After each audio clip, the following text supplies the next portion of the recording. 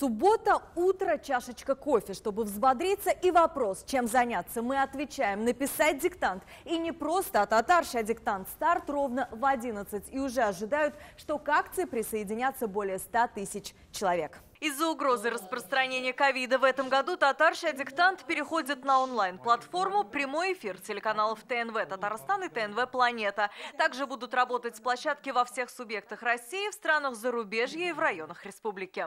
Татарща диктант язасыңма?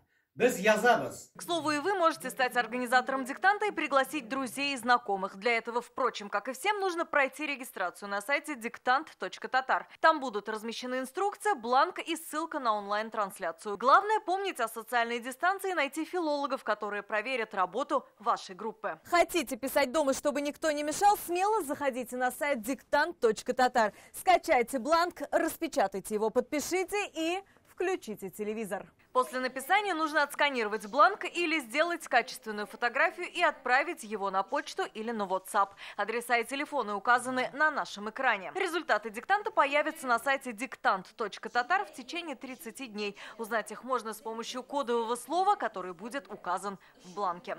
Алия Хайрудинова, Игорь Романов, ТНВ, Казань. Наша рука помощи вашему бизнесу. Антикризисные предложения. Телефон 843 5 705 100. Көтелмәгән кунак көттөреп кенә интернет челтәрләренә дә килеп җитте. Хәзер бу фильмның барлык серияларын ТНВ.ру сайтында карап була.